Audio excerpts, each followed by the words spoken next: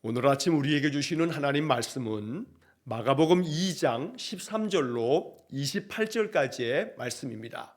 마가복음 2장 13절로 28절까지의 말씀을 봉독하겠습니다. 예수께서 다시 바닷가에 나가심에 큰 무리가 나왔거늘 예수께서 그들을 가르치시니라. 또 지나가시다가 알페오의 아들 레위가 세간에 앉아 있는 것을 보시고 그에게 이르시되 나를 따르라 하시니 일어나 따르니라. 그의 집에 앉아 잡수실 때에 많은 세리와 죄인들이 예수와 그의 제자들과 함께 앉았으니 이는 그러한 사람들이 많이 있어서 예수를 따름이러라. 바리새인의 서기관들이 예수께서 죄인 및 세리들과 함께 잡수시는 것을 보고 그의 제자들에게 이르되 어찌하여 세리 및 죄인들과 함께 먹는가? 예수께서 들으시고 그들에게 이르시되 건강한 자에게는 의사가 쓸데없고 병든 자에게라야 쓸데있느니라. 나는 의인을 부르러 온 것이 아니요 죄인을 부르러 왔노라 하시니라. 요한의 제자들과 바리새인들이 금식하고 있는지라. 사람들이 예수께 와서 말하되 요한의 제자들과 바리새인의 제자들은 금식하는데 어찌하여 당신의 제자들은 금식하지 아니하나이까? 예수께서 그들에게 이르시되 혼인집 손님들이 신랑과 함께 있을 때에 금식할 수 있느냐? 신랑과 함께 있을 동안에는 금식할 수 없느니라. 그러나 신랑을 빼앗길 날이 이르리니 그날에는 금식할 것이니라. 생배 조각을 낡은 옷에 붙이는 자가 없나니 만일 그렇게 하면 기운 새 것이 낡은 그것을 당기어 헤어짐이 더하게 되느니라. 새 포도주를 낡은 가죽 부대에 넣는 자가 없나니 만일 그렇게 하면 새 포도주가 부대를 터뜨려 포도주와 부대를 버리게 되리라. 오직 새 포도주는 새 부대에 넣느니라 하시니라. 안식일에 예수께서 밀밭 사이로 지나가실새 그의 제자들이 길을 열며 이삭을 자르니 바리새인들이 예수께 말하되 보시오 저들이 어찌하여 안식일에 하지 못할 일을 하나이까? 예수께서 이르시되 다윗이 자기와 및 함께한 자들이 먹을 것이 없어 시장할 때에 한 일을 읽지 못하였느냐? 그가 아비아달 대제사장 때에 하나님의 전에 들어가서 제사장 외에는 먹어서는 안 되는 진설병을 먹고 함께한 자들에게도 주지 아니하였느냐? 또 이르시되 안식일이 사람을 위하여 있는 것이 아니요 사람이 안식일을 위하여 있는 것이 아니니 이러므로 인자는 안식일에도 주인이니라. 아멘. 자, 마가복음 2장 13절에서 28절까지의 말씀을 읽었습니다. 자, 어제 새벽 예배를 인도하지 못해 어제 2장 1절로 12절까지의 말씀을 먼저 잠시 좀 살펴보고 오늘 본문의 말씀을 함께 나누겠습니다. 자, 마가복음 2장의 이야기가 이제 어제 시작이 됐는데 자, 어제 말씀의 1절부터 12절까지의 말씀은 하나의 사건을 기록하고 있습니다. 예수님께서 가버나움에 들어가셔서 바로 한 집에 이제 머물러 거기서 많은 사람들을 가르치고 있을 때 사람들이 너무 많이 몰려와서 그저 예수님 계신 그 문 앞에까지 많은 사람들이 들어서서 들어설 자리조차도 없었다라는 말씀이 나오는데 그곳에서 예수님은 하나님 나라의 도를 하나님의 복음을 말씀하시며 전하셨습니다. 자, 그때 사람들이 한 중풍병자를 예수님께 데려옵니다. 네 사람이 들것에다가 이 중풍병자 몸이 마비가 되어서 움직일 수 없는 이 사람을 메워가지고 나와왔는데 사람들이 너무 많이 몰려와 있기 때문에 예수님 앞으로 데려갈 수가 없었던 겁니다. 자, 그러자 이 중풍병자를 데리고 온 네 사람이 그저 지붕으로 올라가서 그 지붕을 뜯고 구멍을 내어서 중풍병자를 예수님 계신 그 가운데로 내려놓았던 겁니다. 자, 이스라엘의 그 주거 형태가 지금처럼 이렇게 콘크리트를 치고 또 철근을 그 안에다 집어넣고 이런 단단한 구조로 되어 있는 것은 아닙니다. 자, 이스라엘의 그 주거 형태, 집의 어떤 구조들을 별도로 설명하기에는 또 시간이 부족하기 때문에 자, 이스라엘의 그 지붕을 이렇게 걷어낼 수 있는 그런 구조들이 되어져 있는 집들이 있는데 그래서 예수님 그 앞에 이 중풍병자를 이렇게 그 누워있는 상을 달아내렸던 겁니다. 자, 어제 본문의 말씀에서 중요한 것은 5절 말씀에 예수께서 그들의 믿음을 보시고 중풍병자에게 말씀합니다. 작은 자야 내 죄사함을 받았느니라.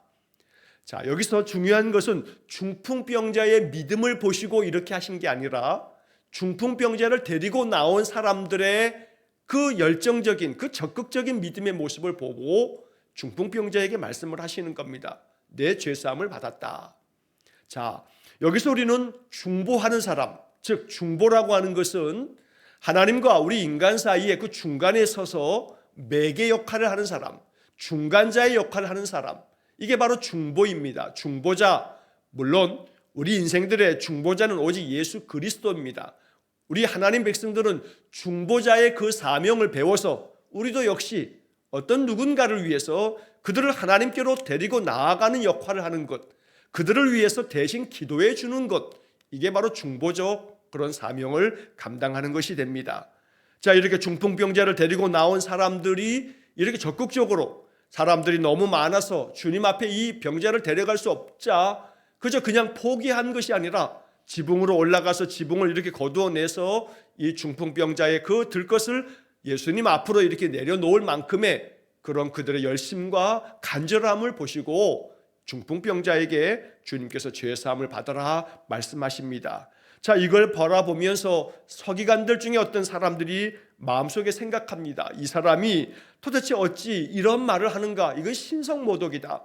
왜냐하면 죄사함을 허락하는 것은 하나님께서 하시는 일이지 사람이 감히 누구에게 너의 죄가 사하여졌다 라고 말할 수 없기 때문에 이것이 당연히 신성모독처럼 여겨졌던 겁니다. 그러나 예수님께서는 그런 사람들의 그 마음속의 생각까지 아시고 주님께서는 그 마음 중심부를 아셔서 어째서 너희들이 그런 생각을 하느냐 하시면서 이제 이 주님께서 죄 사하는 권세가 있다라고 하는 것을 보여주시려고 이렇게 죄 사함을 받았다라고 하는 그런 말씀을 하셨다고 가르쳐 주시면서 이 중풍병자에게 너의 상을 들고 이제 일어나서 집으로 가라라고 선포해 주십니다. 주님의 말씀이 떨어지자마자 이 중풍병자가 일어나서 자기 들것을 들고 자기 집으로 돌아가는 회복을 얻게 되었던 겁니다. 자, 이 일들을 바라보면서 거기에 있었던 많은 사람들이 다 놀라면서 하나님께 영광을 돌리면서 이러한 일이 도무지 우리가 본 적이 없다 하는 그런 이야기로 어제 이제 1절로 12절까지의 말씀이 이렇게 기록이 되어집니다. 자, 이 2장의 이야기는 여러 사건들이 이제 오늘 본문에도 나오게 됩니다만 여기서 여러분 주목해야 할 중요한 단어 하나가 있습니다. 어찌하여 라고 하는 단어입니다. 어찌하여. 자, 오늘 본문 이제 13절부터의 이어지는 말씀을 보시면서 어찌하여 라고 하는 단어가 나올 때 이것이 마가복음 2장에서 중요한 역할을 하고 있는 거구나 라고 하는 것을 여러분들이 발견하시면서 본문을 우리가 묵상해야 되겠습니다. 자, 어제 보았던 말씀에서는 예수님께서 서기관들의 그런 마음속의 생각, 저 사람이 누구길래 이렇게 죄사하는 그런 신성모독을 말하고 있는가라고 할 때 예수님께서는 어제 본문 말씀에 8절 말씀에 어찌하여 이것을 마음에 생각하느냐라고 그들의 그러한 잘못된 생각을 주님 야단하시면서 이렇게 말씀하십니다. 너희들의 생각이 잘못되었다. 어째서 너희들이 마음에 이것을 생각하느냐?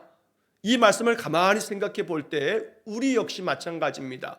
우리가 가지고 있는 많은 생각, 우리가 흔히 그런 말 하지요. 5만 가지 생각을 한다고.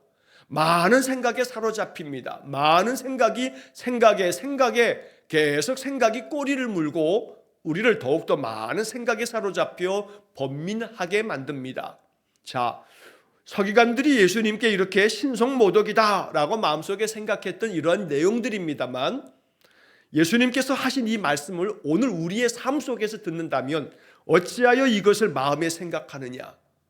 우리가 인생을 살아가면서 많은 생각에 사로잡힐 때 어째서 이것을 마음에 생각하느냐?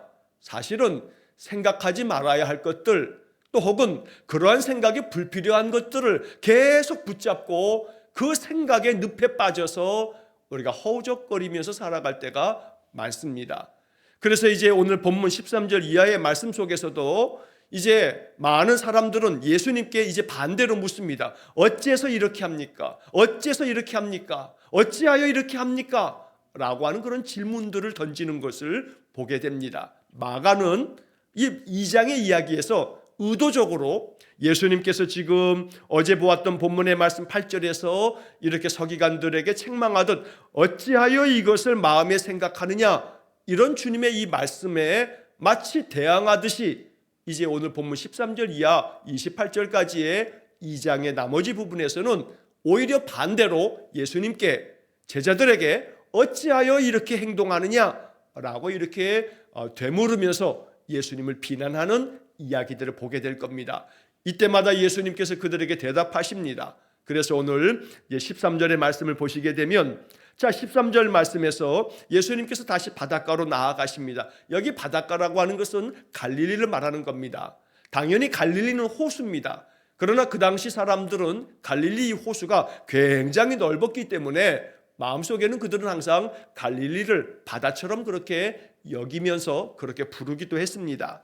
자, 예수님께서 다시 갈릴리에서 이제 많은 사람들을 만나면서 많은 무리들이 예수님을 찾아 나옵니다. 그리고 본문 13절의 말씀처럼 예수께서 그들을 가르치시니라 라고 말씀합니다. 주님께서 이 땅에 오셔서 공적인 생애를 감당하실 때 주님은 많은 무리들이 찾아올 때마다 그들에게 하나님의 나라를 가르치시면서 복음을 전하십니다. 그래서 예수께서 그들을 가르치시니라, 가르침을 받아야 하는 것, 이것이 오늘 이 13절의 말씀을 통해서 우리가 마음에 깊이 생각해야 할 바입니다. 예수님의 가르침을 받아서 그 예수님의 가르침대로 살아가는 것, 이게 바로 신자입니다. 예수님께서 무엇을 가르치시는가, 또 복음서에서는 예수님의 그 가르침을 우리가 받게 됩니다만 또 나머지 성경 속에서는 하나님은 우리에게 뭘 가르치시는가, 그래서 늘 성경을 읽을 때마다 여기서 영적인 그러한 교훈을 받아서 나는 이 말씀 속에서 무엇을 배울 수 있는가, 내가 이 말씀에서 배워야 할 것이 뭔가 라고 하는 것을 끊임없이 생각하고 그 말씀이 나에게 가르쳐주는 대로 나의 삶을 그렇게 살아가는 것, 이것이 신자의 삶이 되는 것입니다. 자, 예수님께서 많은 사람들을 가르칩니다. 그러면서 예수님이 지나가실 때에 그 세관 앞에 앉아있는 한 사람을 봅니다. 자, 오늘 14절 말씀에서는 알페오의 아들 레위라고 말합니다. 자, 이 레위라고 하는 그 이름이 마태복음 9장 9절 말씀에 보면 마테라 하는 사람이 세관에 앉아있는 것을 보시고 라고 하는 구절을 봅니다. 그래서 마태복음에서는 마테라고 하는 이름으로 이렇게 표시가 됩니다만 이 마가복음 2장에서는 14절에 레위라고 이렇게 표현합니다. 레위라고 하는 말과 마테라고 하는 이 이름 두 가지가 이 마태가 사용했던 그런 이름입니다. 레위라고 부르기도 하고 마테라고도 불렸던 그런 사람. 자, 그 레위가 세관에 앉아 있습니다. 이 사람은 세리였습니다. 우리가 다 잘 알고 있듯이 세리라고 하는 것, 세무 공무원이었는데 그 세무 공무원은 그 당시에는 사실은 마치 우리가 일제강점기 때 친일파 행적, 친일 행적을 행하는 자들이 그저 우리 한국 조선 사람들을 많이 고통 가운데 그저 몰아넣으면서 일제 앞잡이 역할을 했던 것처럼 예수님 당시에도 이 세리들이 그런 역할을 했던 겁니다.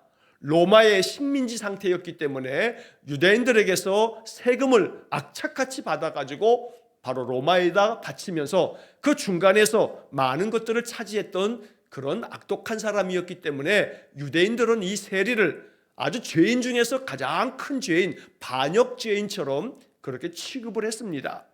자, 그런 레위라고 하는 사람이 세관 앞에 앉아 있는 것을 보시고 예수님께서는 그 레위 마태를 부르십니다. 나를 따르라 라고 말씀합니다. 우리는 1장에서 이미 예수님께서 갈릴리를 지나시면서 여러 제자들을 부르는 장면들을 우리가 읽었습니다. 나를 따르라, 사람을 낚는 어부가 되게 하리라 라고 부르실 때마다 그들은 예수님을 따릅니다. 자, 14절의 마지막 부분에서도 이 마태 레위도 마찬가지입니다. 나를 따르라 하는 말씀 앞에 일어나 따르니라. 자, 예수님의 제자들이 이렇게 주님이 부르심이 있을 때 그들은 주님을 따랐습니다. 오늘 우리도 역시 마찬가지입니다. 예수를 믿게 됐습니다. 예수님 말씀대로 우리가 살아갑니다. 믿음의 사람으로 신자의 삶을 살아갑니다. 그럴 때 가장 중요한 것은 따르는 겁니다. 따른다라고 하는 것은 따라가는 것을 말합니다. 예수님을 따라간다라고 하는 것은 바로 오늘날 우리의 삶 속에서 예수님 가르침대로, 예수님 앞에서 늘 예배하면서 말씀 속에서 주님께서 내게 원하시는 것, 나에게 명하시는 대로 따라가는 것, 그렇게 살아가는 것, 이게 바로 제자의 삶을 사는 것입니다. 자, 마태 레위가 이렇게 예수님을 따릅니다. 그리고 이 마태 레위는 자기 집에서 예수님과 그 제자들을 불러서 식사 자리를 마련합니다. 그때 이 마태 레위는 그 자기 친구들, 많은 세리들과 또 함께 어울렸던 여러 죄인들과 함께 예수님과 함께 잡수셨던 겁니다. 자, 15절 말씀에 보면 많은 세리와 죄인들이 예수와 그의 제자들과 함께 앉았으니 이는 그러한 사람들이 많이 있어서 예수를 따름이러라. 여기서도 또 한번 따른다는 얘기가 나오는데 누가 따르냐고 하면 세리들과 많은 죄인들이 예수님을 따른다라고 말합니다. 자, 이것이 굉장히 중요한 이 마가가 전하고자 하는 메시지입니다. 죄인들이 예수님을 따르는 겁니다. 이렇게 세리들과 죄인들이, 여기서 죄인들은 단순히 도덕적이고 윤리적인 고상한 죄인들이 아닙니다. 말 그대로 아주 험악한 그런 죄인들 중에 그 예수님을 따르는 자들이 많았던 겁니다. 자, 그러다 보니 스스로 자기들을 의롭다고, 자기들은 굉장히 경건한 자라고 여겼던 바리새인들, 또 그 바리새인들 중에서도 서기관들이라고 하는 것은 요즘 말로 하게 되면 신학자들을 말한다라고도 할 수가 있습니다. 자, 율법의 말씀들을 옮겨 적으면서 필사하는 사람들, 그리고 그 율법을 해석해서 가르치는 사람들, 이 사람들이 바로 서기관들입니다. 자, 이 바리새인들과 그 바리새인의 서기관들이 예수님께서 죄인들과 또 세리들과 함께 잡수시는 것을 보고 예수님 제자들에게 이렇게 묻습니다.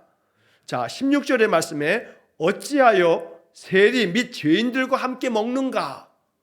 자, 앞서 말씀드린 것처럼 어찌하여 라고 하는 이 단어가 이제 나옵니다. 어째서 당신들은 이렇게 세리와 죄인들과 함께 먹는 거냐? 상종하지 말아야 할 자들과 왜 어울리면서 같이 이렇게 음식을 먹고 저들과 함께 이렇게 어울리느냐? 라고 이렇게 예수님 제자들에게 마치 비난하고 책망하듯이 말합니다. 예수님께서 이 소리를 들으시고 17절에 말씀하시기를 이렇게 대답하십니다. 건강한 자에게는 의사가 쓸데없고 병든 자에게라야 쓸데있느니라. 나는 의인을 부르러 온 것이 아니요 죄인을 부르러 왔노라. 자, 주님께서는 어째서 이렇게 죄인들과 어울리느냐라고 하는 그들의 책망 어린 그 물음에 대해서 아주 명확하게 대답해 주십니다. 건강한 자에게는 의사가 쓸데없다. 병든 자에게 의사가 쓸데있는 거다. 나는 의인을 부르러 온 것이 아니라 죄인을 부르러 왔다. 영적으로 병들어 있는 자들을 고치기 위해서 내가 온 것이지 건강한 자를 위해서 내가 온 것이 아니라 라고 주님 말씀하십니다. 이 17절의 말씀을 우리가 깊이 음미하면서 마음에 항상 기억해야 할 것은 내 자신이 죄인 된 자임을 잊지 말며 겸손하게 고백할 수 있어야겠습니다. 하나님 앞에서 불순종하며 또 하나님에 대한 믿음이 우리가 연약하여 불신앙 가운데 살아갈 때에 말씀 가운데 거하지 못하며 살아가는 우리의 연약함과 죄가 많습니다. 그럴 때 하나님 앞에서 우리가 받아들여야 할 복음의 말씀은 주님은 우리를 위해서 이렇게 왔다는 겁니다. 언제나 죄인들에게 그 죄 사함의 은혜를 베푸실 뿐만 아니라 주님은 분명하게 그 죄 사함을 선포하시면서 중풍병자를 고치셨던 것처럼 바로 세리들과 죄인들과 함께 어울리시면서 그들에게 다시금 회복과 또 그들을 구원하는 그러한 귀한 사명을 감당해 주셨던 것입니다. 자, 그래서 우리는 지금 2장 13절부터 17절까지의 바로 세리, 마태, 레위를 부르시는 장면에서 그 앞에 나왔던 어제 보았던 1절과 1절부터 12절까지의 말씀에 이 중풍병자의 이야기하고 오늘 이 13절부터 이어지게 되는 마태 레위를 부르시는 장면에서의 이야기가 연결되고 있다는 사실을 우리가 알아야 됩니다. 이게 바로 마가가 의도하고 있는 마가의 신학입니다. 다시 말하면 중풍병자에게 주님께서는 중풍병을 고쳐주시는 이 일만 한 것이 아니라 너의 죄사함을 얻었다, 네가 죄사함을 받았다라고 선포하셨습니다. 이것 때문에 서기관들과 논쟁이 붙은 겁니다. 신성모독이다라고 생각했던 겁니다. 그때 예수님께서는 인자에게는 땅에서 죄를 사하는 권세가 있는 줄을 너희로 알게 하려고 내가 그렇게 말했다 하면서 이 중풍병자를 고쳐주시면서 바로 예수님에게 그런 죄사함의 권세까지 있다는 것을 나타내 보이셨습니다. 그때 주님은 어찌하여 너희들이 이것을 마음에 생각하느냐 라고 그들을 책망하셨던 겁니다. 그러자 이 서기관들이 예수님의 어찌하여 이것을 마음에 생각하느냐는 책망을 들으면서 마음이 계속해서 부글부글 끓어올랐던 겁니다. 그러다가 예수님께서 세리들과 죄인들과 어울리는 곳을 보면서 그들도 역시 똑같이 예수님의 그 이야기를 마치 대갚아 주듯이 어찌하여 세리 및 죄인들과 함께 먹는가? 이렇게 어찌하여라고 하는 그런 화법을 그들도 사용하였던 겁니다. 그러나 그것에 대해서도 역시 마찬가지로 내가 중풍병자를 고칠 때 네가 죄사함을 받았느니라 라고 말한 것처럼 나는 죄사함의 권세가 있다 하고 가르쳐 주신 것처럼 이렇게 마태 레위와 함께 그와 함께 세리들과 죄인들과 함께 어울리시면서 바로 그 당시 바리새인들과 또 많은 유대인들과 서기관들과 그들이 생각했던 것과는 달리 하나님은 죄인들을 구원하는 일에 하나님의 뜻이 있음을 주님께서 알려주셨다는 겁니다.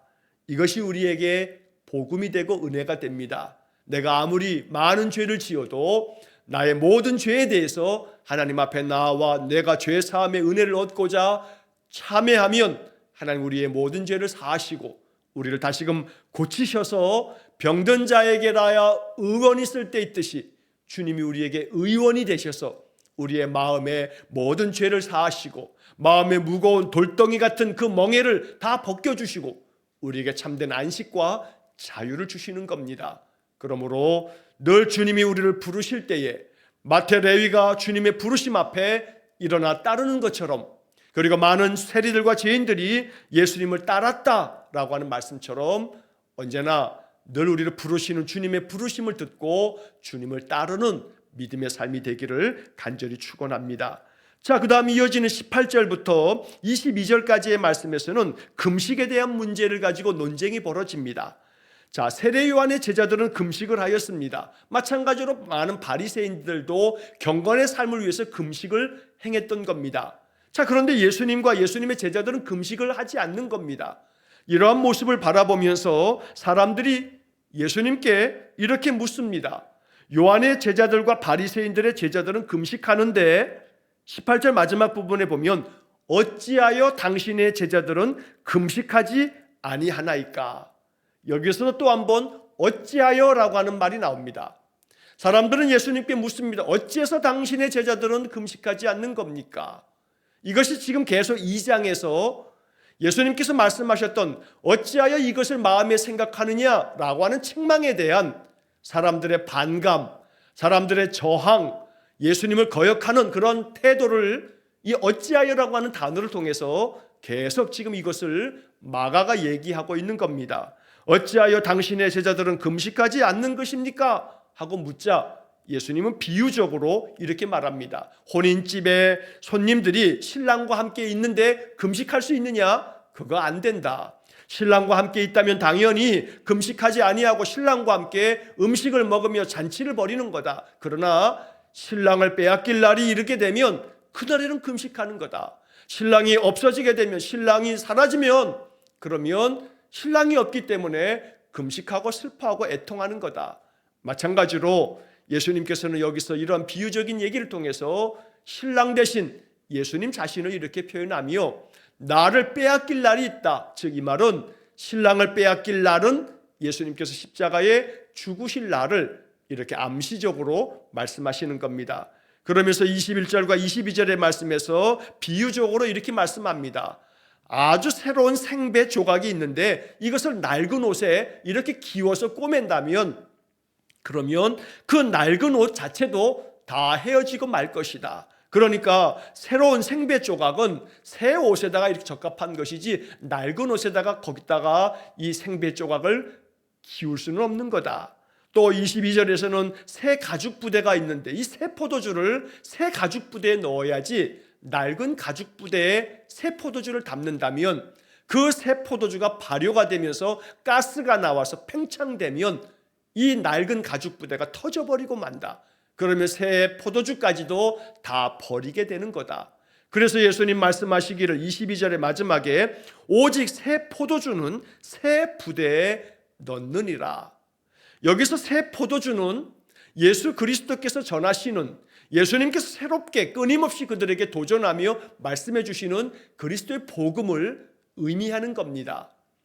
여기 낡은 가죽 부대라고 하는 것은 그들이 전통적으로 고수하고 있는 그들의 그 잘못된 정신이 사라져버리는 형식만 남아있는 그 율법의 외형적인 가식적이고 위선적인 그런 율법을 이야기하는 겁니다.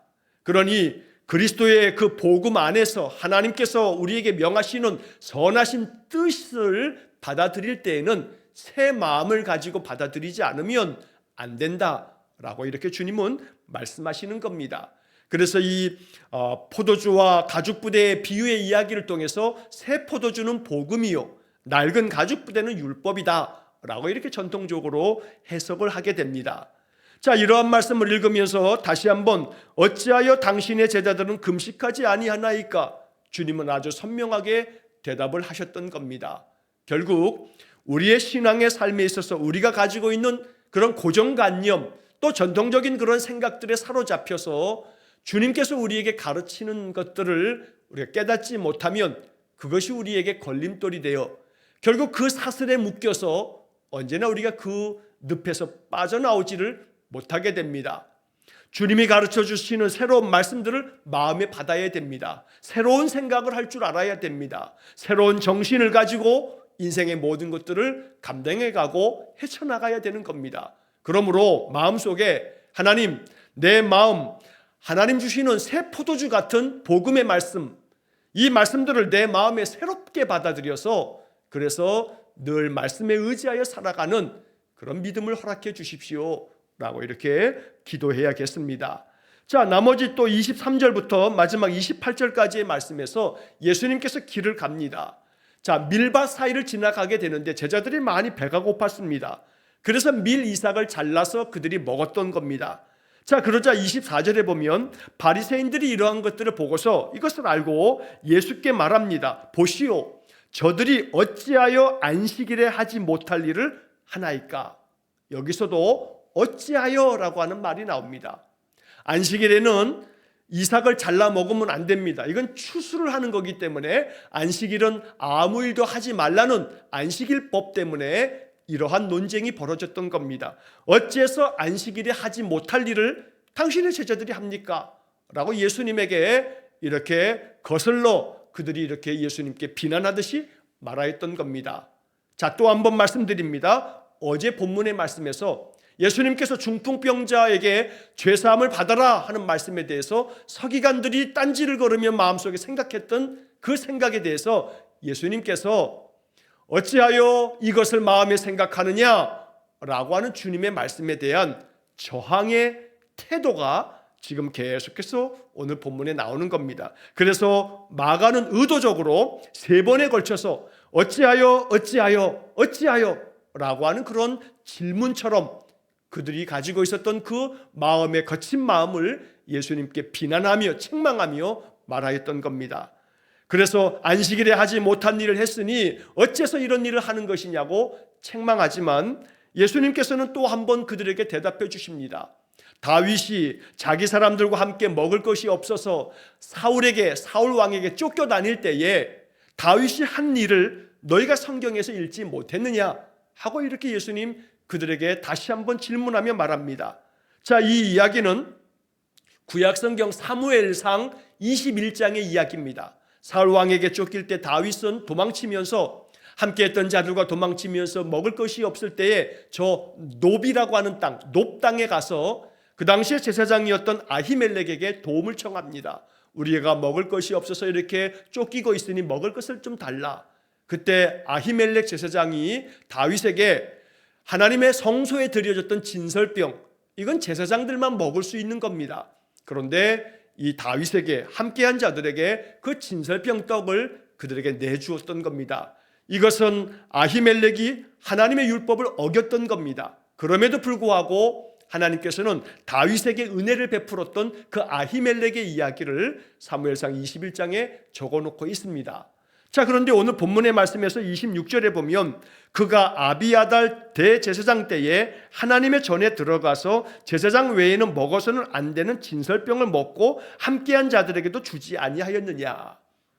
사무엘상 21장에서는 아히멜렉이라고 나오는데 오늘 이 마가는 아비아달이라고 말합니다.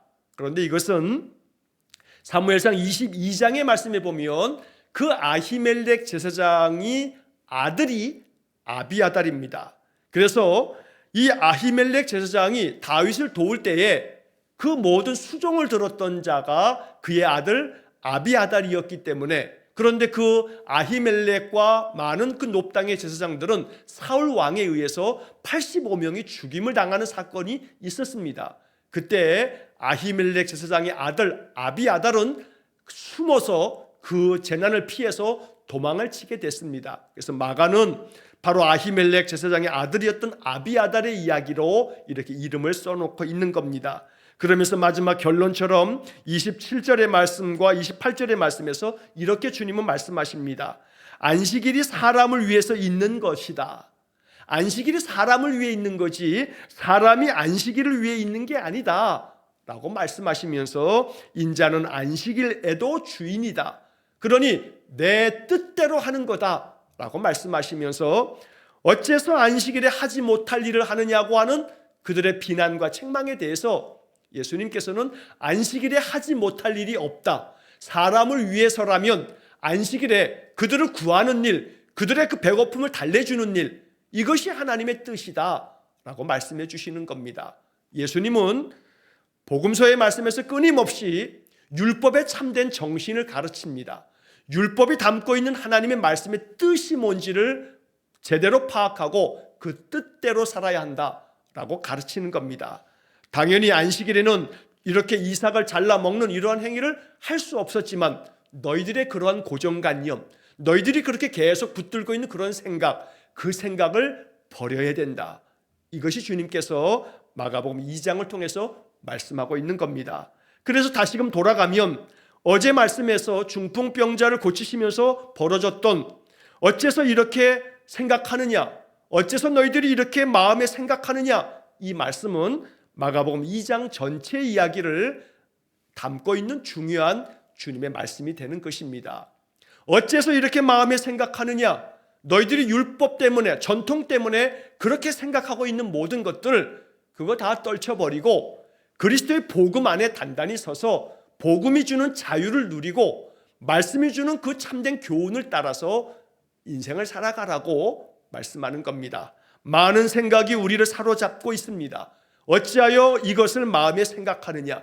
주님의 말씀을 다시 한번 마음 깊이 생각하면서 나의 생각이 하나님의 은혜의 말씀으로만 가득 차서 우리의 마음에 자유함이 있고 우리의 마음에 하나님의 평화가 있기를 주의 이름으로 간절히 축원합니다. 기도하겠습니다. 자비로우신 아버지 하나님, 우리 주님께서 말씀하셨듯 어찌하여 이것을 마음에 생각하느냐? 생각의 번민에 사로잡히지 않게 하시고 인생의 허탄한 것들에 마음 사로잡히지 않도록 날마다 주의 말씀이 우리를 자유케 하여 주님이 말씀하셨듯 진리를 알지니 진리가 너희를 자유하게 하리라는 말씀대로 우리 인생의 삶에 자유와 평강이 있도록 은혜를 내려 주옵소서. 그리하여 주님 말씀을 마음 깊이 받아 날마다 우리의 삶에 새 포도주는 새 가죽 부대에 담아야겠으니 우리의 마음을 새롭게 하사 주의 말씀을 받을 때마다 그 말씀 마음 깊이 새겨서 날마다 주님을 따르는 신실한 주님의 제자들 되게 해 주옵소서. 그리하여 늘 날마다 우리의 인생의 삶의 주인 되신 주님이 우리에게 명하시는 대로 순종하며 살겠으니 우리 안에 복음의 능력이 충만한 복된 삶이 되게 해 주옵소서. 오늘 한 날의 모든 삶도 오직 주님께 의탁하오며 예수님 이름으로 기도하옵나이다. 아멘. 우리 구주 예수 그리스도의 은혜와 하나님 아버지의 극진하신 사랑과 성령의 교통하심이 날마다 우리의 마음 가운데 복음의 말씀을 담고 그 말씀이 주는 참된 안식과 자유를 누리며 인생의 삶 믿음으로 승리하기를 간절히 원하는 머리 숙인 귀한 성도들 위해와 저들 가정과 온 가족들 위해 영원토록 함께 하시길 축원하옵나이다. 아멘.